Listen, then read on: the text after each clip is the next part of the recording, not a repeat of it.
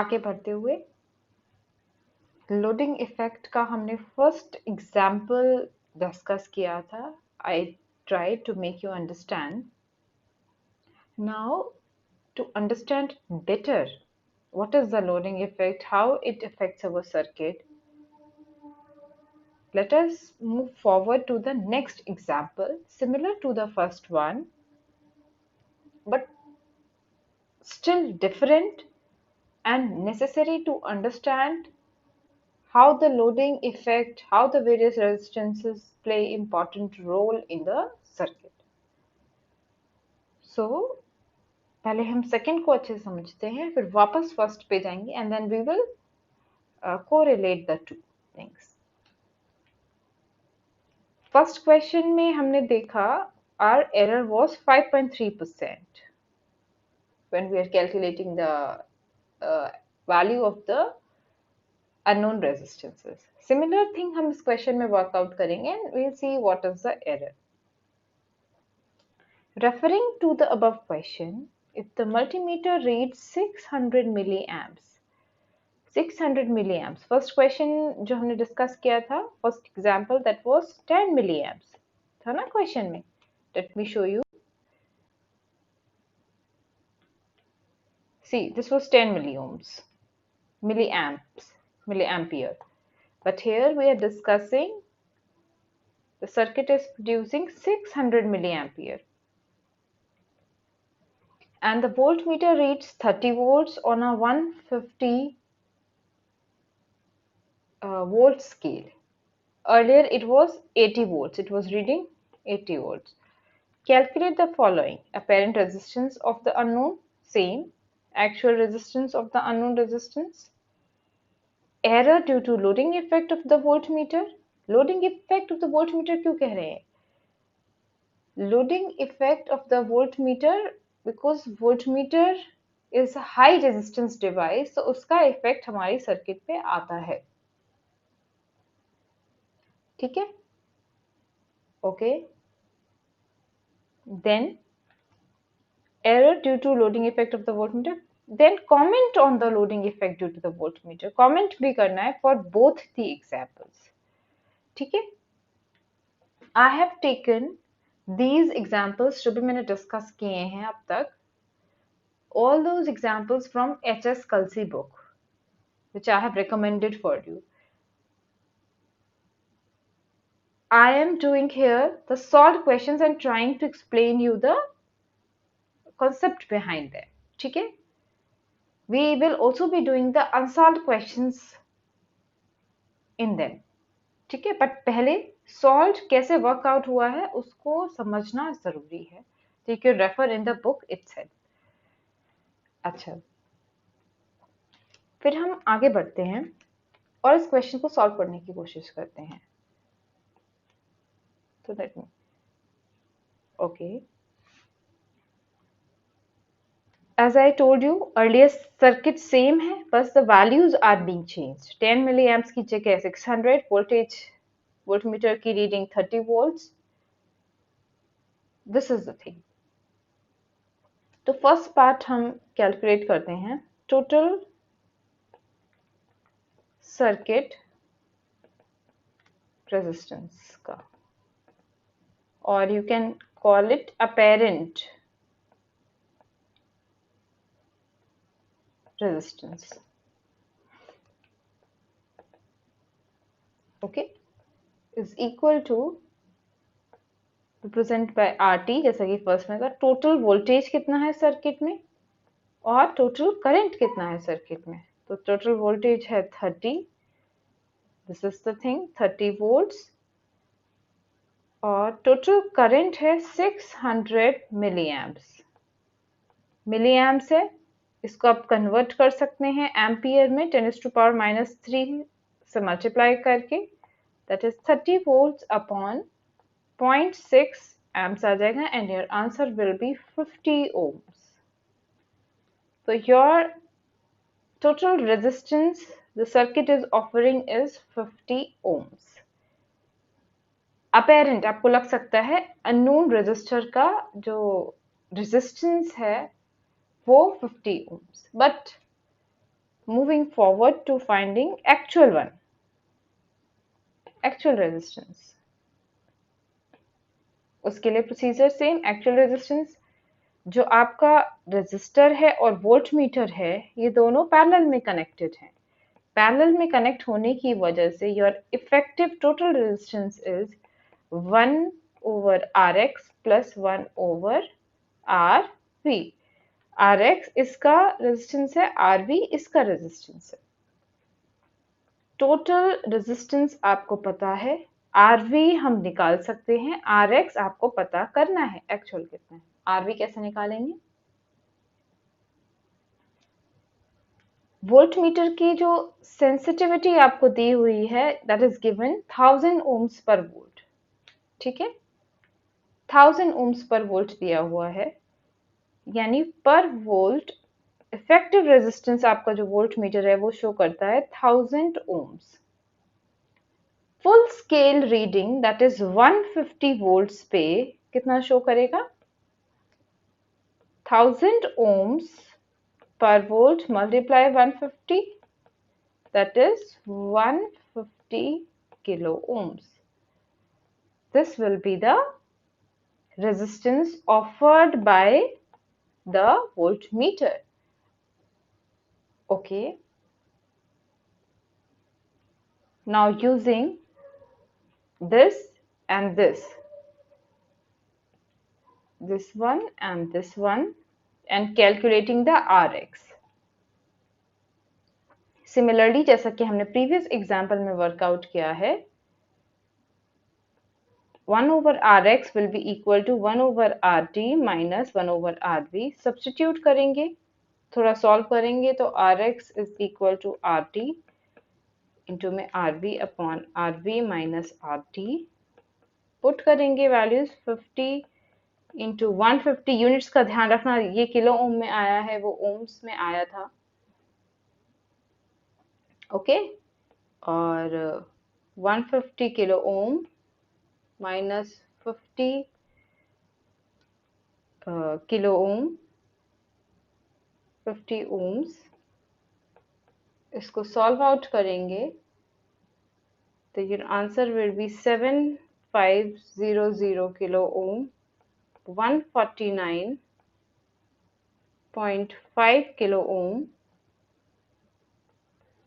and your answer will be 150.167 ohms. Okay,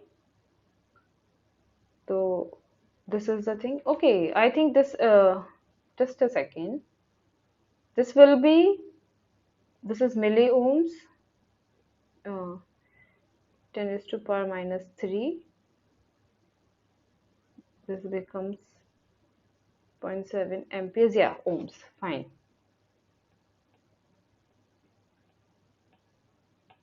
It's correct.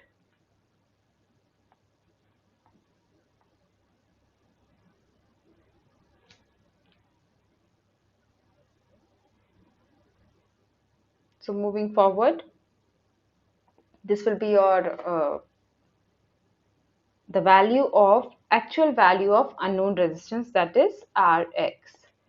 Now third part is percentage error. So 50.167 minus 50 upon 50.167 multiplied by 100. When you will calculate, the error will turn out to be 0.33%. Now let us go back to the first example.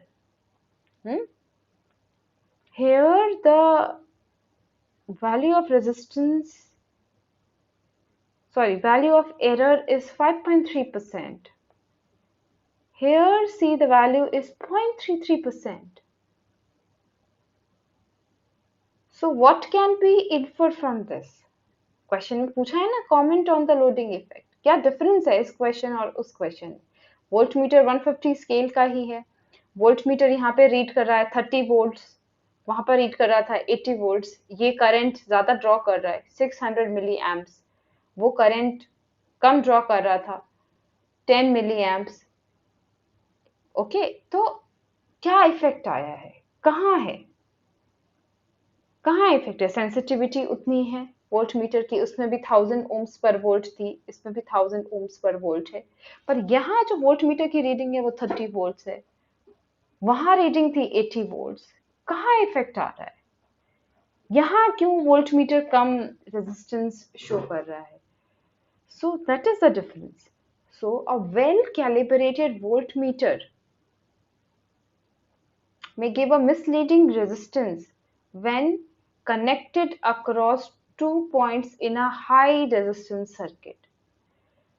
Same volt meter को जब आप लो resistance circuit में connect करेंगे तो वो ज्यादा अच्छा result आपको देगा। अब यहाँ से आप समझ सकते हैं, यहाँ 600 मिली एम्प्स करंट ड्रॉ कर रहा था हमारा सर्किट, यहाँ केवल केवल कितना ड्रॉ कर रहा था?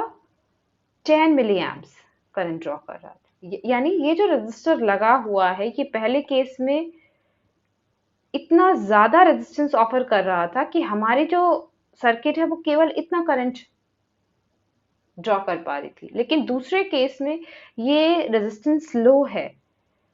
ये रेजिस्टेंस लो होने की वजह से जो आपका टोटल इफेक्टिव रेजिस्टेंस बना वो लो हुआ। टोटल इफेक्टिव लो होने की वजह से करंट ज्यादा ड्रॉ हो पा रहा है। वोल्ट मीटर की रेजिस्टेंस का ज्यादा इफेक्ट शो नहीं करता जब ये जो आपने रेजिस्टर लगाया है ये कम रेजिस्टेंस वैल्यू का हो। That is what is the effect of loading. तो वोल्ट मीटर चाहे कितना ही अच्छे से आपने कैलिब्रेट किया हो, लेकिन अगर आपने उसको हाई रेजिस्टर सर्किट में लगाया है, यानी ऐसे सर्किट में लगाया है जहां पे रेजिस्टेंसेस जो लगे हैं they have a high value, तो आप एरर देख सकते हैं। एरर आया है आपका 5.3%। वहीं जब आपने रेजिस्टेंस को छोटा किया, आपको कैसे पता चला रेजिस्टेंस को छोटा किया? क्योंकि करंट ज्यादा ड्रॉ कर रहा है ना, यहाँ पर 600 मिली एम्प्स करंट को ड्रॉ कर रहा है। सेम उसमें क्या है ना, referring to the above question, same conditions है, बट बस रेजिस्टेंस की वैल्यू लोअर करी गई है, जिसकी वजह से 600 मिली एम्प्स करंट ये ड्रॉ कर पा रहा है। देखे ना आपने, यहाँ आया 50 ओम्स का आपका रेजिस्टेंस निकल के आया है, और अगर ऊपर वाले केस में देखें तो it was 8.4 kilo, it was huge. ठीक है, यहाँ 50 ओम्स का ही है, तो यू कैन अंडरस्टैंड इट। तो जब भी आप वोल्ट मीटर कनेक्ट करें, try to connect in low resistance circuit. Depends on the sensitivity, sensitivity के हिसाब से कितना वो कैलिब्रेट कर पा रहा है, कितना वो शो करेगा, उसके हिसाब से हमें अपना हाई रेजिस्टेंस और लो रेजिस्टेंस सर्किट में वोल्ट मीटर को पुट करना चाहिए। अब देखिए, हाई और लो बहुत ही रिलेटिव टर्म है। Okay, high as compared to what, low as compared to what, that is what I'm saying. Sensitivity of the voltmeter matters here. So a comment, you can write a comment, यहाँ box में हम छोटा सा लिख सकते हैं। अगर आपको कमेंट करना जरूरी है, what comment means how you are interpreting the result. Well calibrated a well calibrated voltmeter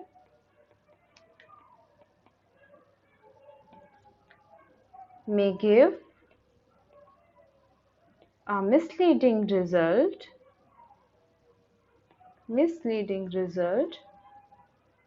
when connected in a low resistance, when connected in a high resistance, when connected in a high resistance circuit. The same voltmeter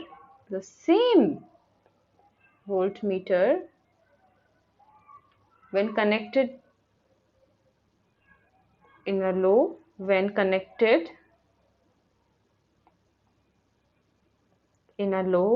resistance circuit, error is reduced, or you can write it gives more accurate readings. So till here we have completed the loading effect and the error part of your syllabus. ठीक है, Third type of error, two errors we have completed. Third type of error, loading effect has been completed. It's because of the changes in high resistances and low resistances depending on what kind of the sensitivity of the voltmeter used. Okay. Now moving forward, third type of error जो हमने बात करी थी, अब ये error समझना ये important है, this error is important. Random errors क्या है? Generally they are accumulation of small number of errors, छोटे छोटे इफेक्ट्स मिलाकर के लार्ज एक इफेक्ट बन जाता है, that is the random error. And they are a thing that can be tackled statistically, mathematically, because they follow a certain pattern.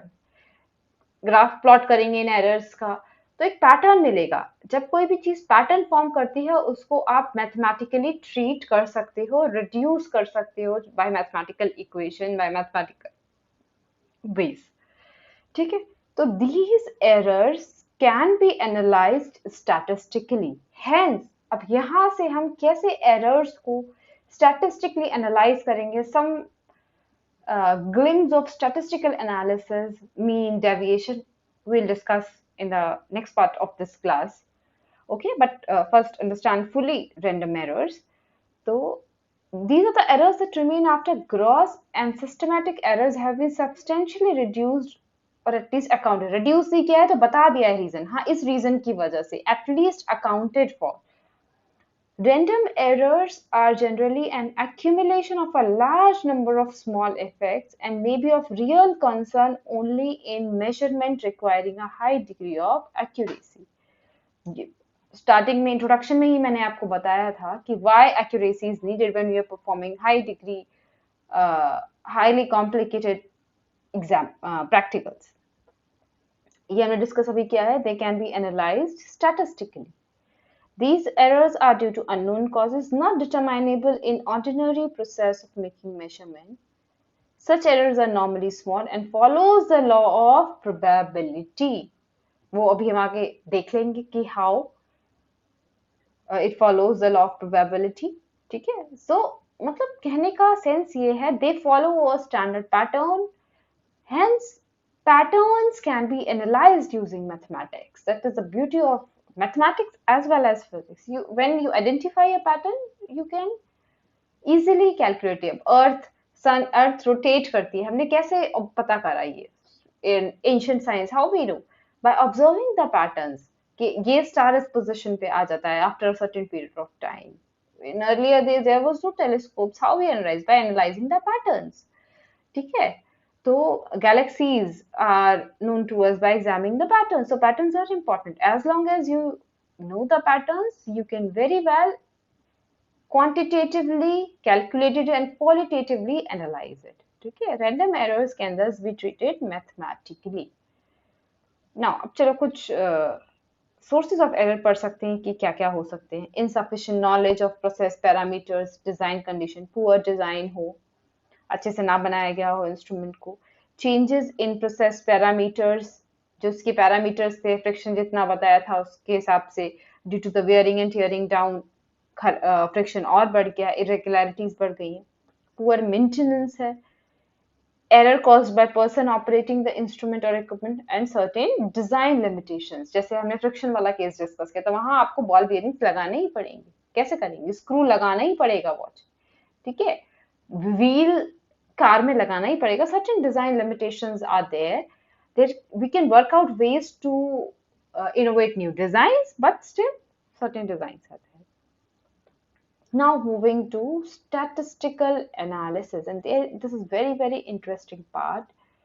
And अब तक आपने पढ़ा भी होगा, but today you'll get altogether a different perspective on this thing.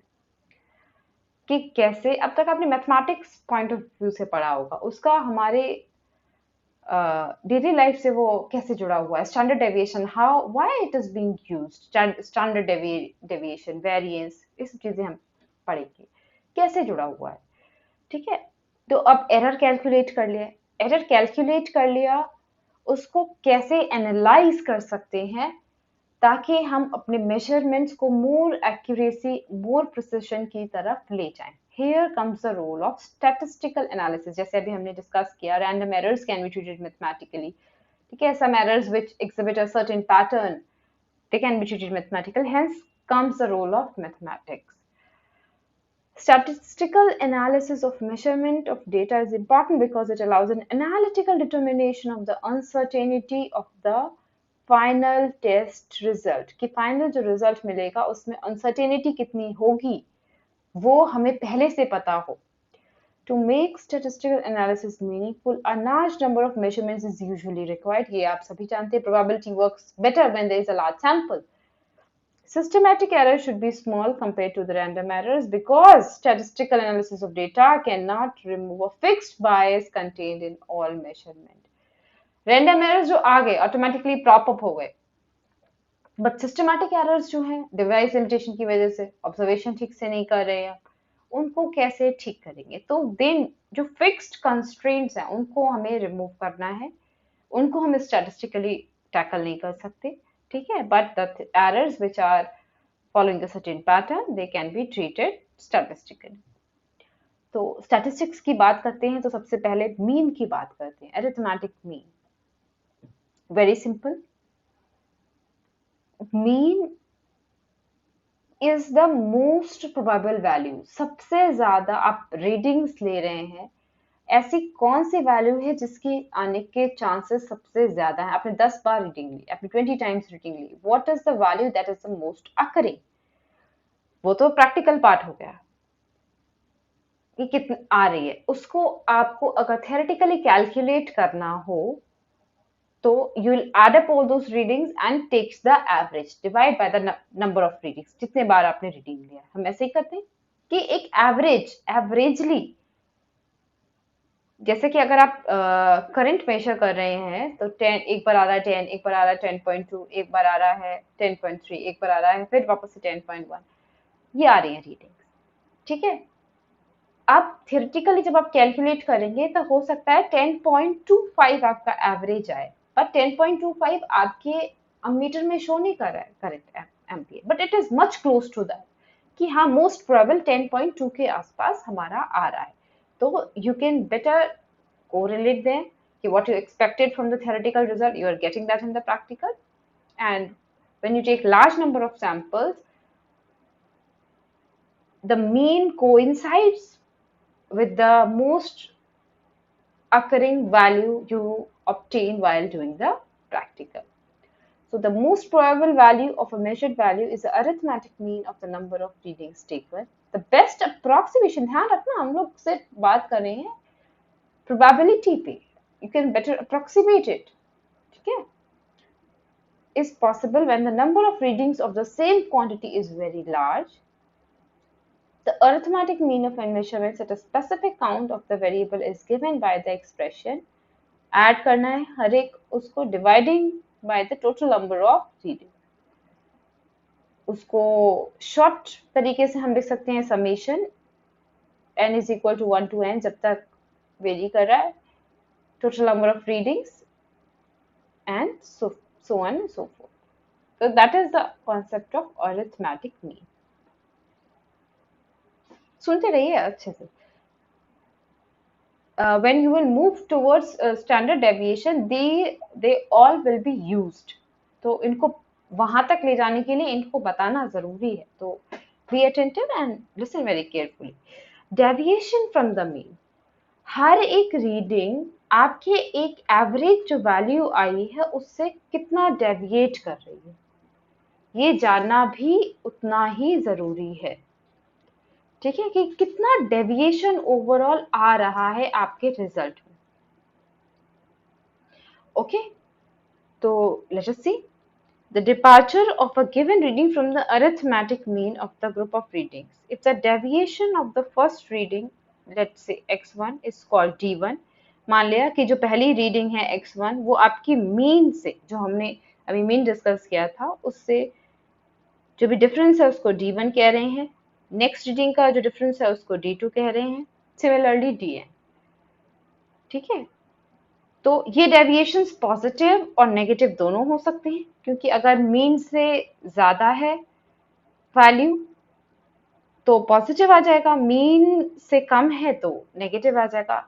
ठीक है, तो ये पॉजिटिव और नेगेटिव दोनों हो सकते हैं। अच्छा, अब यहाँ पे थोड़ा समझने वाली बात है, पॉजिटिव और नेगेटिव हो सकते हैं, इसको आप ऐसे भी डिफाइन कर सकते हैं, X bar minus X. Difference ही तो कैलकुलेट करना है, you want to calculate the difference. ठीक है, जो भी अगर रीडिंग ज्यादा होगी मीन से तो उसका साइन ले लेगा, नेगेटिव हो जाएगा। रीडिंग कम होगी तो it will be positive. You can define the either way, it is not any standard thing कि आपको ऐसे ही कैलकुलेट करना है, इट इज नॉट दैट। ठीक है, so that is what I am saying, concept को समझना जरूरी नहीं है, अदरवाइज तो हम स्टिक हो जाते हैं कि नहीं ये बुक में लिखा हुआ है, नोट्स में लिखा हुआ है तो बस यही करना है। Things are not like that. ठीक है,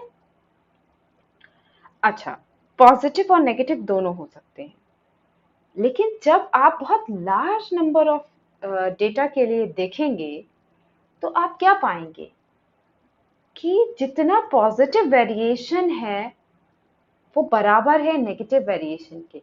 तो सारे डेविएशंस को जब आप सम करेंगे तो it will turn out to be zero, and that is the amazing fact. ठीक है, इसको समझने के लिए एक एग्जाम्पल करते हैं हम लोग। ठीक है, एग्जाम्पल आपकी बुक का ही मैं यूज कर लेती हूँ।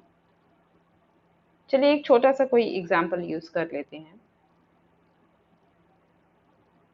जैसे मान लिया हमने वैल्यूज दी 1 2 3 4 5।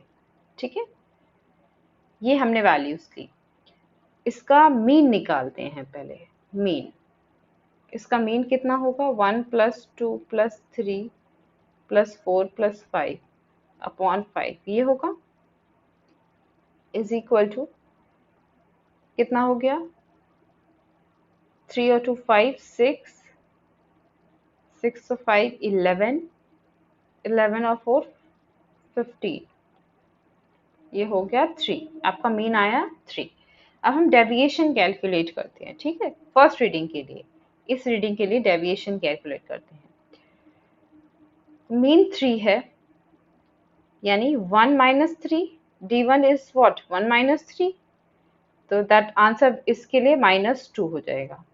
ठीक है, इसके लिए आंसर -1 हो जाएगा, इसके लिए डेविएशन 0 हो जाएगा, इसके लिए डेविएशन 4 माइनस 3 1 हो जाएगा, इसके लिए डेविएशन 2 हो जाएगा। अब आप देखो, the beauty of statistical analysis is this. अब आप देखो, इन डेविएशंस को आप ऐड करें, -2 plus -1 plus 0 plus 1 plus 2, what you will find, you will find the sum is 0। तो जब हम डेविएशंस हमारे प्रैक्टिकल में एक्सपेरिमेंट में होते हैं तो what you will observe is it is a beautiful fact कि मीन के आसपास वेरिएशन ऊपर और नीचे दोनों तरफ ओवरऑल बराबर का होता है, चाहे रीडिंग्स में अलग अलग दिखे पर ओवरऑल बराबर का होता है। तो द एल्जेब्राइक, अब मैं ये क्यों बता रही हूँ, ये मैं बताऊंगी आपको क्यों समझा रही हूँ मैं ये चीज। The algebraic sum of all deviations must be 0। तो जितने टोटल डेविएशन आपको पता करना हो कि टोटल कितना आपका इंस्ट्रूमेंट है, कितना डेविएशन शो कर रहा है, तो वो अगर आप पता करेंगे इस मेथड से कि सभी डेविएशंस का कैलकुलेट करके आपने निकाला और सबको ऐड कर दिया और आंसर आ गया आपका 0, तो आपको तो कुछ पता ही नहीं लगेगा, बिकॉज मीन के अराउंड जो वेरिएशंस हो रहे हैं overall they are amounting to 0। हेंस यहां से हम जाते हैं एवरेज डेविएशन पे, that is we are taking only the positive values of all the deviations. समझ आया कि क्यों मैं समझा रही थी इस चीज को कि it is amounting to 0। okay, let me erase all this। okay, इसको कंटिन्यू कर लीजिए, d3 is equal to x3 minus X bar and so on, dn तक चलेगा। Okay, hence moving forward to the concept of average deviation। पॉजिटिव क्यों लेना है, ये मॉड जो मैंने साइन पुट किया है ये क्यों किया, मॉड्यूलस क्यों लगाया है, इसलिए लगाया है, ठीक है, to take only the difference कि ओवरऑल डिफरेंस हमारा कितना आया, this is the mod of total deviations, और टोटल को डिवाइड कर दिया by n because that is the total number of readings, so hence you get the formula for average deviation. So average deviation is an indication of the precision of the, अगर आपको सोचो total deviation ही पता लग जाए तो आपको ये device कितना प्रिसाइज है ये पता लग जाएगा, is an indication of the precision of the instrument used in measurement. Average deviation is defined as the sum of absolute values of deviation divided by the number of readings. The absolute value of deviation is the value without respect to the sign. No concept of sign. अब आपको समझ में आया कि mathematics में आपको modulus पढ़ाते हैं कि क्यों पढ़ाते हैं, it has a practical utility, वहाँ मोस्ट ऑफ द क्लासेस में समझाया नहीं जाता, but maths is one of the beautiful subject and most practical subject, but you have to interrelate it with something physical, then only you will understand the importance of each and every instrument designed in maths, application designed in maths, okay, कि क्यों है, तो that is the use of mod, कि हमको अपने practical purpose के लिए सिर्फ टोटल डेविएशन चाहिए, वो हम डिफरेंस हमको पता लग जाए तो उससे भी निकाल लेंगे अगर साइन ना भी हो, hence the concept of mod, modulus जो हम निकालते हैं. एवरेज डेविएशन, अब ठीक है यहाँ तक तो बात ठीक है एवरेज डेविएशन से, बट आप ये सोचिए कि why only mod of this deviation, sine ही तो हटाना है, नेगेटिव साइन ही तो हटाना हमारा पर्पस है. नेगेटिव साइन आप सोचिए क्या और तरीका हो सकता है उस नेगेटिव साइन को हटाने का, बताइए. एक तो मॉड हो गया कि उस वैल्यू का आपने मॉड ले लिया, but it is not much the natural way, एक अलग से चीज आपने इन्वेंट करी है मॉड्यूलस की हम ले रहे हैं, समथिंग मोर नेचुरल. अब सोचिए क्या हो सकता है, कि ये नहीं हो सकता कि हम इस क्वांटिटी का स्क्वायर कर दें, ये भी एक तरीका है साइन को हटाने का, स्क्वायर कर दें वो साइन हट जाएगा और फिर वापस से अंडर रूट ले लें उस क्वांटिटी का, तो will arrive at the same thing, ठीक है. तो स्क्वायरिंग करके भी हम नेगेटिव साइन को हटा सकते हैं. Hence from average deviation to we are moving towards standard deviation. तो हमने वही किया है यहाँ पर, d1 square जो डेविएशन था उसका square, d2 square, dn square, and then taking the under root of the thing and dividing, वो प्रोसेस सेम है, dividing it by total number of readings, hence the concept of standard deviation. पर अब यहाँ सोचने वाली बात ये है कि जब हमारे पास एवरेज डेविएशन है, वहां से हमको टोटल डेविएशन मिल जाएगा, हमें प्रिसिशन पता लग जाएगा इंस्ट्रूमेंट का, तो हमें स्टैंडर्ड डेविएशन की जरूरत ही क्या है. यहाँ से मॉड्यूलस लगाने से काम चल तो रहा है, why to square all those things and then to take under root of all those things. What is the purpose behind that? And the purpose is really interesting. आप लोगों ने मोस्टली ग्राफ्स पढ़े होंगे, या mostly this bell shaped graphs हम लोग को पढ़ाए जाते हैं स्कूल्स में, है ना, कॉलेज में भी जब आपने मैथ्स का कोर्स किया होगा तो पढ़ाया गया होगा.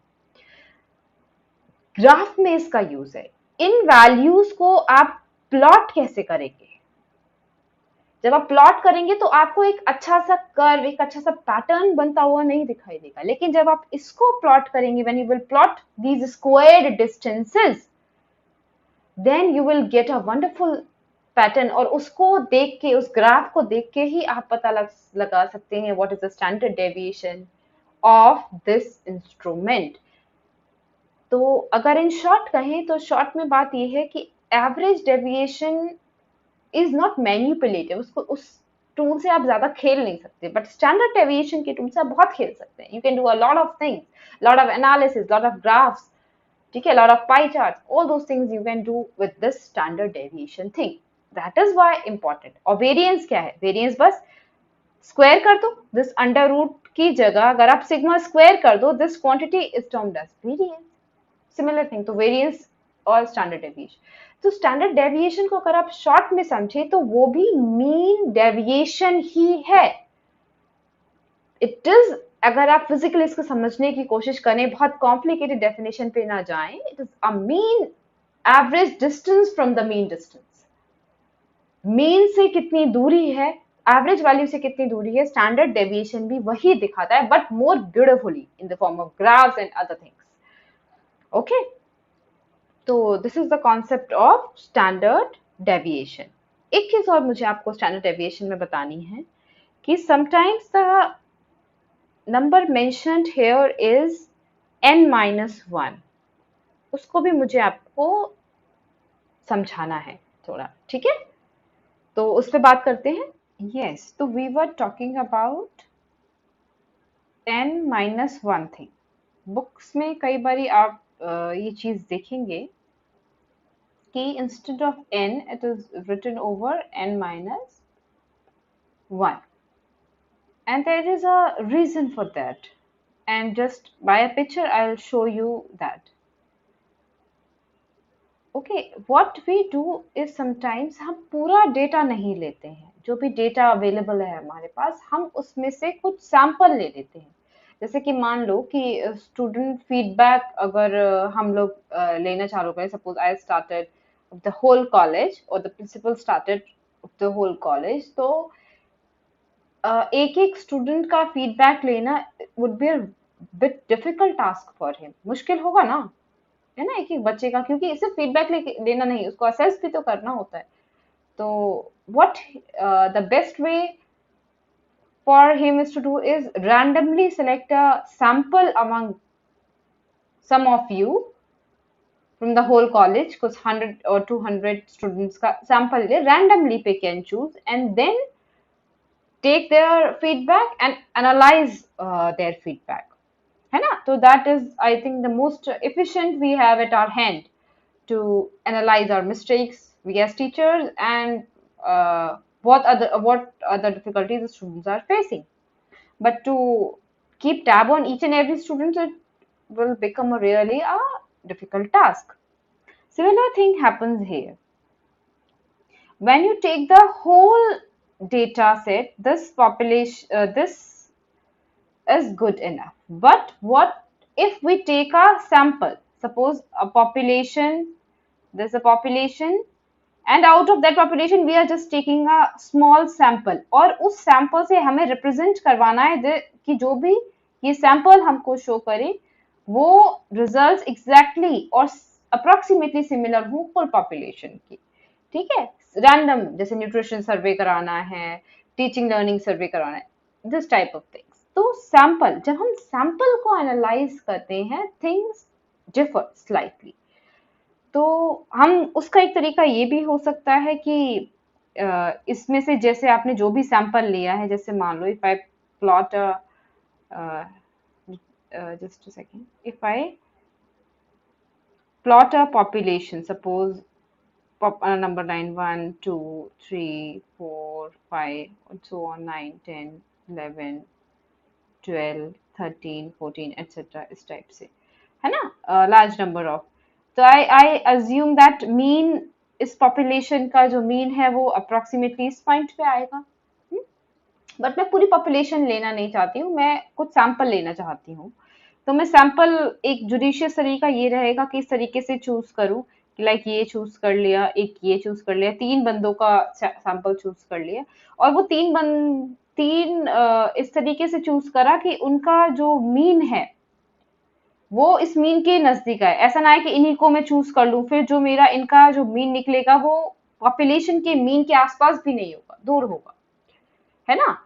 तो दैट इज अ थिंग। तो सैम्पलिंग चूज करना is also but difficult task, but randomly choose कर रहे हैं तो वो बात अलग है। तो इफ रैंडमली चोजन, अगर रैंडमली भी चूज किया जाए तो क्या बेटर वे रहेगा कि हम जो पॉपुलेशन का मीन है उस तक पहुंच पाए। यही तो टारगेट है कि टोटल डेविएशन कितना है। यहाँ पर अगर आप देखो, यही तो हम निकाल रहे हैं, टोटल डेविएशन कितना है फ्रॉम द मीन, यही तो हम कैलकुलेट कर रहे हैं। यहाँ भी वही पर्पस है हमारा कि ये जो मीन है होल पॉपुलेशन का, अगर हम सैंपल ले रहे हैं तो उसका मीन कितना डिफर कर रहा है इस चीज से, यही चीज है। तो इसके लिए हमने एक सिमुलेशन क्रिएट किया, हमने फिट करके देखा कि अगर टोटल नंबर ऑफ जितने भी हमने सैंपल में लिए हैं उससे डिवाइड करें, या n-1 से करें, या n-2 से करें, कब बेटर रिजल्ट आ रहा है, कब हम मोर मीन के नजदीक पहुंच रहे हैं। तो ये हमने किया। तो उसका मैं आपको एक वंडरफुल ग्राफ दिखाती हूँ। This I have taken from Khan academy, है ना। तो ये अगर आप देखो, और इस पे एक वीडियो भी बहुत अच्छा है खान अकेडमी का, I will share with you if somebody of you is interested, really interested to know more about this thing, please watch it. बाकी जो एसेंस है वो मैंने आपको समझा दिया। तो आप यहाँ इस ग्राफ में देखो, ये वाली जो लाइन है ये मीन की लाइन है, दिस लाइन ब्लैक वन। तो आप यहाँ देखो, जब n से जब हमने टोटल से डिवाइड किया, ये जो डिफरेंस देखो कितना आया है वेरिएंस के बीच में, ये वेरिएंस इन्होंने कैलकुलेट किया। बट n-1 के केस में आप देखो, इट इज, जब लार्ज नंबर ऑफ डेटा है, it is approximately near to the mean. उसके बाद n-2 में आप देखो ये ओवर एस्टिमेशन पे जा रहा है, मीन से ऊपर जा रहा है। तो बेटर अप्रोक्सीमेशन क्या है, n-1। तो ये हमने सिमुलेट करके देखा, पुट करके देखा, तो वी फाउंड प्रैक्टिकली कि n-1 gives us a better result. So that's why sometimes we use this n-1 thing instead of n जब हम सैंपल की बात करते हैं। ये बात ध्यान रखना, जब आप सैंपल की बात कर रहे हैं, ठीक है। तो this is the thing about standard deviation. I hope I made it clear. अब थोड़ा सा आगे चलते हैं। लिमिटिंग एरर्स एक छोटा सा कॉन्सेप्ट है, unrelated to what we have studied till now. Limiting error, devices पे आपने लिखा होगा कि फुल स्केल रीडिंग का 2% एरर ये दिखाएगा, 3% एरर दिखाएगा, 4% एरर ये दिखाएगा। तो that is called the limiting error. तो देख लेते हैं थोड़ा सा। Most manufacturers of measuring instruments specify accuracy with in a certain percentage of full scale reading. For example, the manufacturer of a certain voltmeter may specify the instrument to be accurate within plus minus 2%. Full scale reading का plus minus 2% हो सकता है with full scale deflection. This specification is called limiting error. This means that full scale deflection is guaranteed to be within the limits of plus or minus 2% of a perfectly accurate reading. दो ऊपर या नीचे हो सकता है, but इसमें guaranteed है। तो ये एरर दिखाएगा। तो आपको पहले से पता है कि आपका डिवाइस इतना एरर शो कर सकता है, तो ये आप पहले से लेकर के चल कि जो भी आप कैलकुलेट करने की कोशिश कर रही है। However, with a reading less than full scale, the limiting error increases. ये बात थोड़ी सी इंपॉर्टेंट है। फुल स्केल से छोटी रीडिंग पे आप जाएंगे तो वहां पर लिमिटिंग एरर आपका बढ़ जाएगा। उसको समझते हैं हम थोड़ा एग्जांपल से। Okay, so now let us see this example. Now 5 milliamps voltmeter is specified to be accurate within plus minus 2%. Calculate the limiting instrument when is used to measure 300 milliamps. अब देखो फुल स्केल रीडिंग पे plus minus 2% आपको show कर रहा है, 300 milliamps पे कैसे show करते हैं वो हम जानने की कोशिश करते हैं, देखेंगे कि बढ़ जाएगा। ठीक है, तो एक्यूरेसी आपकी कितनी है ये गिवन है। प्रॉब्लम का रूल याद कर लो, प्रॉब्लम को ब्रेक डाउन करना है। What is given in the question, it is given accuracy 2%। इसको आप लिख सकते हो 0.02, 2/100 करोगे तो 0.02 आ जाएगा। ठीक है, मैग्नीट्यूड निकाल लेते हैं। तो परसेंटेज ऑफ फ्रैक्शन के टर्म में बात होगी। Magnitude of limiting error 0.2% of full, किसका 2% किसका, फुल स्केल रीडिंग का। फुल स्केल रीडिंग कितनी है 500 मिली ओम्स। 500 मिली ओम्स नहीं, मिली एम्पियर्स इंटू 0.02 या 2%। 2% किसका, इसका 2%, 10 मिली एम्प्स। इतना प्लस माइनस 10 एम्पियर का फुल स्केल रीडिंग पे आप एरर मान के चलो। 10 मिली एम्प्स का 10 मिली एम्पियर का ऊपर नीचे हो सकता है। अब बात करते हैं अगर रीडिंग 300 है तो आप एरर कितना लेकर के चलेंगे? ठीक है, limiting error at 300 milli amps, तो 10 एमपी मिली एम्प्स तो है फुल स्केल रीडिंग पे। इतना एरर 300 का तो ज्यादा हो जाएगा ना, 2% आपका वैल्यू शो कर रहा है, मैक्सिमम इतना दिखा सकता है। But now this magnitude 10 milli amps का जो एरर है, ये 300 मिली एम्प्स का कितना फ्रैक्शन बना?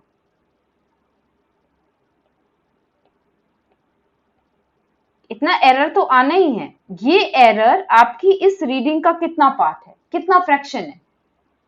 फ्रैक्शन निकाल लेंगे, परसेंटेज निकालनी है तो मल्टीप्लाई बाय 100 कर देंगे, दैट इज 3.33%। बढ़ गया ना एरर?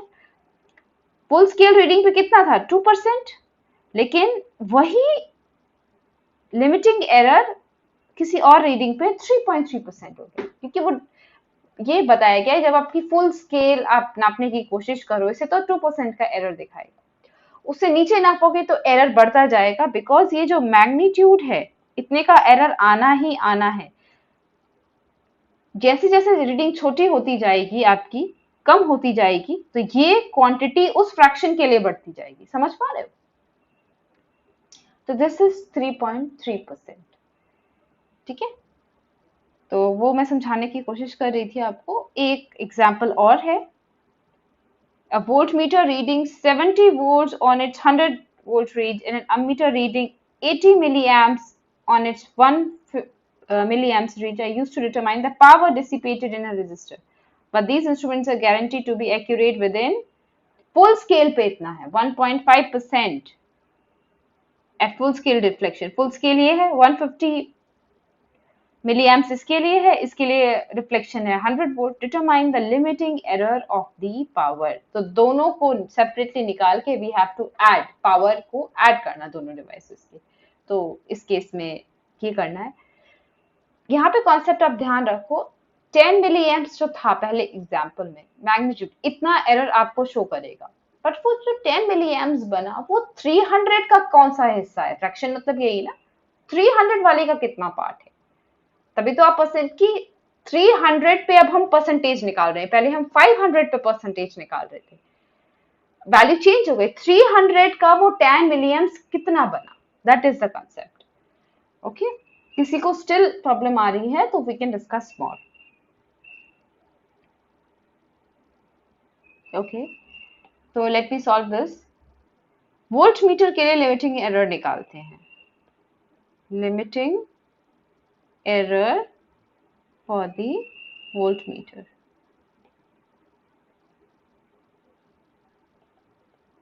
1.5% है, that is 0.015. ओके, और कितने का? 100 वोल्ट्स का है ना, परसेंटेज 100 वोल्ट्स का है, तो दैट इज 1.5 वोल्ट। ये मैग्नीट्यूड हो गया, इतना एरर आपको दिखाएगा। मैग्नीट्यूड लिख लेते हैं यहाँ पे, magnitude of. Okay, but 70 volts reading दिखा रहा है, तो फुल स्केल पे इतना है, तो 70 वोल्ट्स पे कितना लिमिटिंग एरर होगा? एट 70 वोल्ट्स 1.5 अपॉन 70, इसका कितना है? Into 100, that is 2.143%। इंक्रीज हो गया ना कम रीडिंग में। Similarly ammeter, similarly for ammeter calculate कर लेते हैं।